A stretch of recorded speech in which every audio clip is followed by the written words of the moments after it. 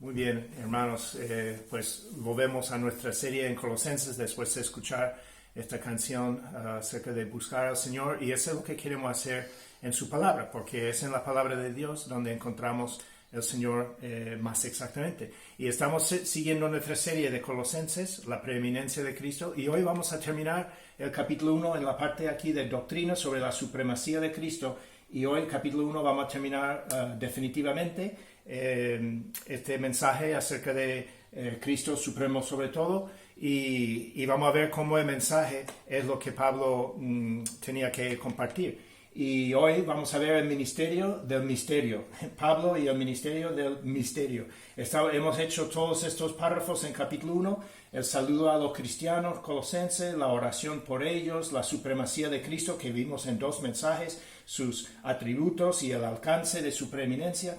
Luego el mensaje anterior, la reconciliación de los creyentes en Cristo. Y hoy vamos a terminar con Pablo y el ministerio del misterio. Y este es lo que queremos ver hoy. Entonces los versículos cubren del versículo 24 a 29, pero vamos a empezar al final del versículo 23, porque ahí habla de lo que es el Evangelio. Entonces, leyendo aquí, podéis seguirme con la vista, dice: sin moveros de la esperanza del Evangelio que habéis oído, el cual se predica en toda la creación que está debajo del cielo, del cual yo, Pablo, fui hecho ministro. Ahora me gozo en lo que padezco por vosotros, y cumplo en mi carne lo que falta de las aflicciones de Cristo por su cuerpo, que es la iglesia, de la cual fui hecho ministro según la administración de Dios que me fue dada para con vosotros, para que anuncie cumplidamente la palabra de Dios, el misterio que había estado oculto desde los siglos y edades, pero que ahora ha sido manifestado a sus santos,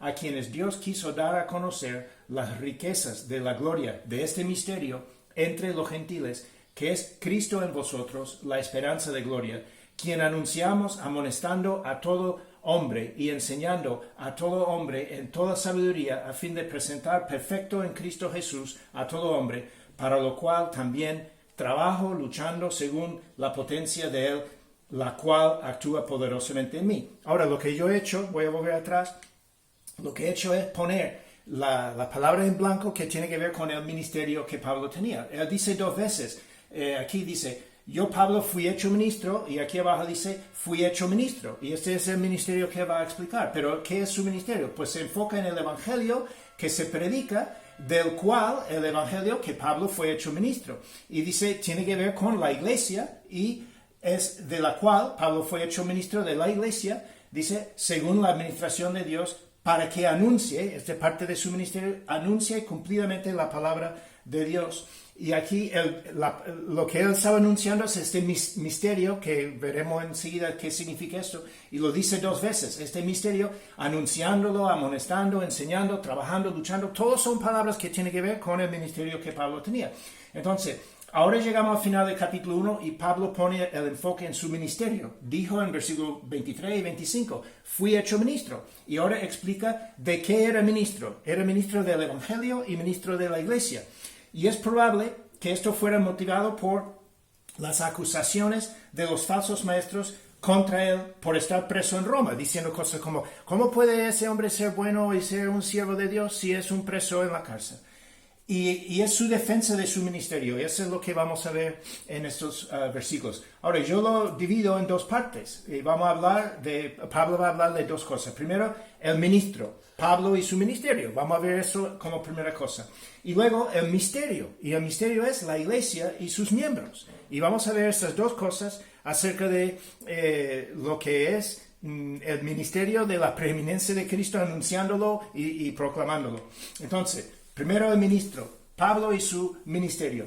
Pablo explica lo que caracteriza su ministerio a lo largo de esos versículos. Y vamos a ver esos 6 atributos, 6 aspectos o 6 características de su ministerio. Y vamos a ver primero que él dice que es un ministerio que él estaba sufriendo. Versículo 24, ahora me gozo en lo que padezco o lo que sufro por vosotros, y cumplo en mi carne lo que falta de las aflicciones de Cristo por su cuerpo, que es la iglesia. Entonces era un ministerio de sufrimiento, no un ministerio fácil, pero él se gozaba de que él podía sufrir por Cristo, igual como lo que vemos en el libro de los Hechos, cuando los apóstoles fueron maltratados, latigados, azotados, puestos en la cárcel. Dice que siempre se gozaban de que fueran dignos de sufrir por Cristo. Eso es lo que Pablo está diciendo aquí, que aunque es un ministerio que me hace sufrir, y está escribiendo del arresto domiciliario en Roma, donde él está, y aún así él está gozoso porque está sirviendo a Cristo y está sirviendo a los creyentes. Y luego dice en versículo 25, dice, de la cual fui hecho ministro según la administración de Dios. Él iba administrando, era un encargo para dar el evangelio. Dios le había encargado, le había dado una administración. La palabra tiene que ver con una mayordomía. Él tenía que ser un mayordomo responsable para llevar a cabo el ministerio que Dios le encargó. Y él estaba haciéndolo así, administrando la palabra de Dios. Y eso es lo que viene en el tercer punto, cuando dice al final del versículo 25, dice, la administración de Dios que me fue dada para con vosotros, para que anuncie cumplidamente la palabra de Dios. Estaba anunciando él mismo. No estaba dejando a otros hacerlo, diciendo, no, yo estoy arrestado, no puedo hacer nada. O incluso a lo largo de los años que él había servido al Señor, que ya eran casi 25 años desde que el Señor le llamó en el camino a Damasco, y ya será el año 60, 61 cuando escribe esta carta. Entonces él lleva ya casi 25, 26 años como apóstol sirviendo al Señor, sufriendo, y él estaba haciendo el ministerio. Él no lo delegaba en otro para hacerlo y él se quedó cómodamente en un lugar. Él estaba anunciando él mismo, y ese es un ejemplo para nosotros. Y luego en versículo 28 repite otra vez, a quien anunciamos. Entonces era un ministerio anunciando la palabra de Dios, el evangelio y el mensaje de Cristo, que es el misterio que vamos a ver en el segundo bloque de hoy. Pero también dice que estaba amonestando. En versículo 28 dice, a quien anunciamos amonestando a todo hombre. Aquí la palabra hombre no es varón, sino es como ser humano. Esa es la palabra griega neutral, que significa cualquier persona. Entonces está diciendo amonestando a toda persona, a todo ser humano. Y esa es una amonestación. ¿Por qué? Porque hay que amonestar. Y es porque hay un doble filo del evangelio. El mensaje del evangelio tiene buenas nuevas de salvación, pero también malas noticias de perdición para la persona que no se rectifica y se arrepienta para creer en Cristo. Entonces es un ministerio de amonestación también. Y luego dice en versículo 28, y enseñando a todo hombre en toda sabiduría. Y cuando dice enseñando, está preparando, la persona dice, para presentar perfecto en Cristo Jesús a todo hombre. Entonces la enseñanza es para preparar toda persona, todo creyente que va a recibir a Cristo, prepararse para que sea perfecto. Pero perfecto aquí y en el griego no significa sin ninguna falta, como solemos pensar, yo soy perfecto, no tengo nada. No, perfecto en griego significa acabado, cumplido, que ha llegado a la meta. Entonces Pablo está diciendo que estoy enseñando, preparando para la graduación. Yo he puesto en comillas, porque cuando dice para presentar perfectos o acabados, completados en Cristo, está hablando de la graduación, la ceremonia, ¿no?, de los creyentes cuando llegan delante del Señor. Y Pablo dice que yo quiero haber enseñado a los creyentes la forma correcta para que cuando lleguen a ese momento están completos y acabados, perfectos en haber sido seguidores de Cristo. Entonces, y luego el último punto es trabajando. Cuando él dice en versículo 29, dice para lo cual también trabajo luchando según la potencia de él, la cual actúa poderosamente en mí. Y cuando él dice luchando, es una palabra que en griego es agonizomai, y de ahí viene la palabra que tenemos de agonía, y significa un trabajo, una lucha de mucha fuerza, de mucha persistencia, de mucho esfuerzo. Y vamos a ver eso en el capítulo 2, cuando empieza en el próximo mensaje, que él usa un derivado de esta misma palabra para hablar de la lucha que él tiene para con ellos y los que están siendo engañados por la falsa doctrina, porque en capítulo 2 vamos a entrar ahora a ver más cosas de la falsa doctrina y el engaño que los falsos maestros estaban dando. Pero Pablo, fíjate su ministerio, sufriendo, administrando, anunciando, amonestando, enseñando y trabajando, luchando con esta agonía, con una lucha, es como correr un maratón, y ese es como era, y era según la potencia del Señor, no según sus propias fuerzas, sino el Señor estaba ayudándole. Ahora, una aplicación, bueno, no una, dos aplicaciones. Todo creyente debe servir en el Evangelio y dar testimonio aún si implica sufrir por ello. Pablo estaba sufriendo, pero cualquier creyente puede sufrir. ¿Cuántas veces hemos orado por la iglesia perseguida y pedir que el Señor les ayude porque sufren y reciben oposición y persecución y hasta la muerte solo por seguir a Cristo y por ser testigos del Evangelio, de dar testimonio de Cristo en los lugares donde están? Entonces, la primera aplicación viene derivado del ministerio de Pablo. Todo creyente debe de servir como Pablo, tener un ministerio de dar testimonio, aunque suframos por ello, pero hay que estar dispuesto. Y la segunda aplicación, todo pastor o ministro o siervo de Cristo, misionero, cualquiera que está sirviendo al Señor, debe ser ejemplo de sacrificio y trabajo duro, luchando para el Señor, para la iglesia y para toda persona, porque ese es mensaje para todo el mundo. Y en vez de buscar privilegios, poder y popularidad para sí mismo, que muchos hacen esto, usan, Pablo incluso lo dice en alguna de sus cartas, lo que aprovechan el ministerio para su beneficio propio. Pero Pablo no era así. Este es su defensa, este es su testimonio, el ministerio que él tenía. Y ahora llegamos al segundo punto, el misterio. ¿Qué es el misterio que Pablo estaba proclamando a ellos? Y el misterio es la iglesia y sus miembros. Y este misterio no significa algo que es difícil de entender o algo misterioso, sino la palabra misterio en griego significa un secreto. Es decir, que algo que nadie lo sabe, pero ahora ha sido revelado. Y Pablo está usando términos de los falsos maestros. Cuando él usa aquí, dice el misterio, enseñando en toda sabiduría para conocer las cosas de Dios. Está usando esas palabras que los falsos maestros estaban usando, misterios y conocimientos secretos y sabiduría y todas esas cosas. Está usándolo en contra de ellos otra vez. Lo vimos esto hace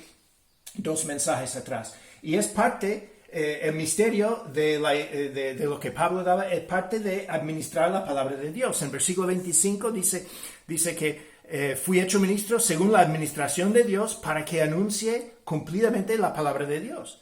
Entonces, el misterio tiene que ver con la palabra de Dios. Es parte de administrar la palabra de Dios, de dar la palabra de Dios. Y no fue revelado antes. En versículo 26 dice, el misterio que había estado oculto, el secreto que no había sido revelado en los siglos antes, dice, pero que ahora ha sido manifestado o revelado a sus santos. Entonces está, como Pedro dice en 1 de Pedro 10 y 12, dice que los profetas antes estaban indagando, tratando de ver qué persona y qué tiempo Dios estaba indicando a ellos a través del Espíritu Santo acerca de Cristo, y no podían entenderlo. Pero ahora, después de Pentecostés, Dios reveló a los apóstoles y ellos empezaron a enseñar la verdad de la iglesia, y tiene que ver con el plan de Dios para salvar a los gentiles en Cristo y crear a la iglesia. Versículo 27 dice, a quienes Dios quiso dar a conocer, los santos, los creyentes, dar a conocer las riquezas de la gloria de este misterio entre los gentiles. Los gentiles eran toda la gente que no es judía, toda la gente en el mundo que viene de otras etnias, otras lenguas, otras tribus, todas esas personas podrían tener una relación con el Dios verdadero, el Dios de la Biblia. Podía tener salvación, perdón, reconciliación, pero solo podían hacerlo a través de Cristo. Dice que este misterio entre los gentiles, que es Cristo en vosotros, la esperanza de gloria. Entonces, Pablo está diciendo que el misterio tiene que ver con la palabra de Dios. No fue revelado antes, pero ahora sí está revelado, y es el plan de Dios para salvar a cualquier persona de cualquier lugar que puede poner su fe en Cristo y así crear la iglesia. Y tiene que ver con una persona, dice, anunciando a quien anunciamos. Dice, Cristo en vosotros, la esperanza de gloria a quien anunciamos. ¿Quién estaba anunciando? Pues Cristo. Tiene que ver con la persona de Jesús a quien anunciamos. Y por último, es mensaje para cada persona. Dice 3 veces, todo hombre. Dice, a quien anunciamos, amonestando a todo hombre. Y como dije antes, la palabra hombre no es varón. La palabra hombre significa persona. Entonces, podríamos traducirlo como algunas traducciones más contemporáneas ponen. Amonestando a toda persona, enseñando a toda persona en toda sabiduría a fin de presentar perfecto en Cristo Jesús a toda persona. Entonces, es un mensaje para cada persona. No hay discriminación. No es un mensaje solo para hombres, o solo para mujeres, o solo para ricos, o solo para gente de un color, solo los blancos, o solo lo que sea. Es que es un mensaje para todos, para toda persona. Entonces, aquí hay 2 citas que quiero poner del doctor, primero William MacDonald y luego el doctor Geisler. Dice, este versículo es uno de los muchos en el Nuevo Testamento que enseña que la verdad de la iglesia no fue conocida en el tiempo del Antiguo Testamento, lo que vimos en versículo 27. Había estado oculto a los siglos y a las generaciones, de modo que es un error enseñar que la iglesia comenzó con Adán o con Abraham, y hay gente que enseña esto. La iglesia comenzó el día de Pentecostés. Y la verdad de la iglesia fue revelada por los apóstoles, no antes. La iglesia en el Nuevo Testamento no es lo mismo que Israel en el Antiguo Testamento. Es algo que no había existido antes, es algo nuevo, algo que era un secreto, pero ahora está revelado. Y otro del doctor Geisler dice, Pablo declaró que la plenitud del misterio se halla solo en Cristo. Por misterio quiso decir algo antes ocultado y luego revelado. Esto contrastaba con la idea de los herejes colosenses, los falsos maestros, de que un misterio era una enseñanza secreta conocida solo a un grupo exclusivo y no a las masas. Es decir, que solo si quieres saber las cosas de verdad, tiene que entrar en ellos. Entonces, aplicación del misterio. Primeramente, tenemos que anunciar completamente la palabra de Dios y el mensaje del Evangelio y lo que Dios ha hecho en Cristo y no otro mensaje. Él dice que para anunciar cumplidamente la palabra de Dios, el misterio que es Cristo en vosotros, la esperanza de gloria. Y ese es lo que es nuestro mensaje. Tenemos que siempre poner el enfoque en Cristo, lo que hizo Cristo y lo que Dios quiere hacer a través de Cristo. El mensaje no es acerca de nosotros, de nuestro grupo, de nuestra denominación, de nuestra idea o opinión. No, es acerca de Cristo. Y en segundo lugar, tenemos que anunciar el Evangelio a todo el mundo, sin acepción de nadie. No estamos para quitar a nadie el mensaje de no, ese grupo no porque ellos no son dignos, o ese grupo no porque ellos tienen otro color, o ese grupo no por... No, el Evangelio y el mensaje del misterio de Cristo es para todo el mundo.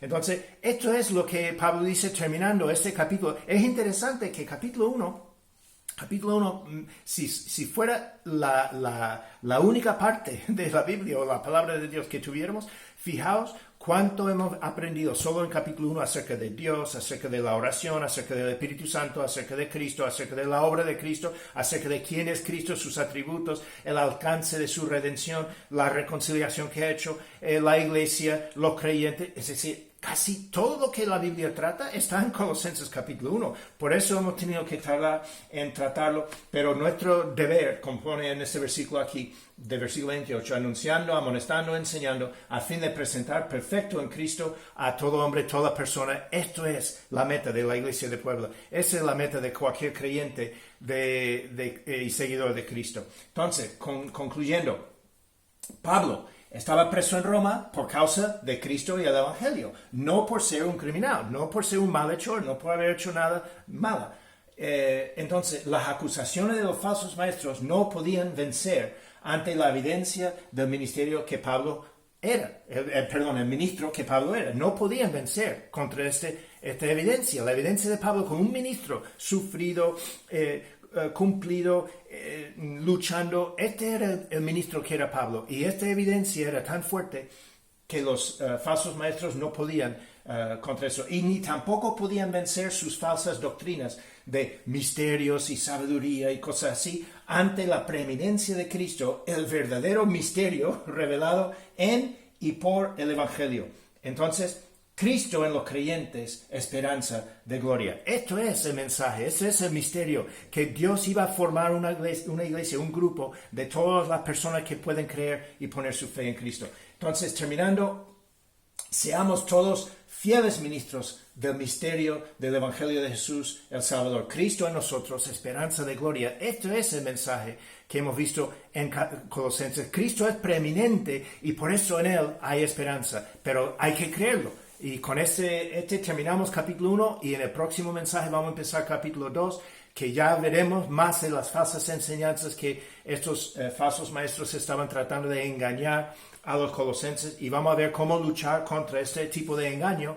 Así que vamos a poner fin a esto y orar un momento para que el Señor nos ayude, y luego pondremos la última canción de alabanza para cerrar el culto. Así que gracias, hermanos, y espero que ya pronto podamos vernos cara a cara y empezar a volver a tener los cultos en la iglesia. Pero mientras tanto, gracias a Dios tenemos este medio. Oremos. Padre amado, queremos darte gracias por tu siervo Pablo una vez más. Gracias por lo que nos ha enseñado a través de esos versículos acerca de su ministerio y acerca de ser un ministro fiel y de administrar bien las cosas que tú nos has encargado acerca del mensaje del Evangelio, el mensaje de tu Hijo Jesucristo y lo que hizo y que es para toda persona. Ayúdanos como creyentes y seguidores de Cristo de administrar bien tu palabra y el mensaje de este misterio que es Cristo, para salvar a toda persona que pone su fe en Él, toda persona creyente, y que a través de Él cualquier persona, sin acepción de nadie, de ningún trasfondo, ningún lugar, puede tener la salvación y reconciliación a través de tu Hijo Jesucristo. Gracias, Padre, por eso, y pedimos que tú nos ayudes a serte fieles en proclamar este mensaje y ningún otro, y ningún protagonismo personal ni nada. Y te alabamos y te damos gracias en el nombre de tu Hijo Jesús. Amén. Muy bien, hermanos, pues ya ponemos la canción y estaremos para el próximo mensaje. Dios os bendiga.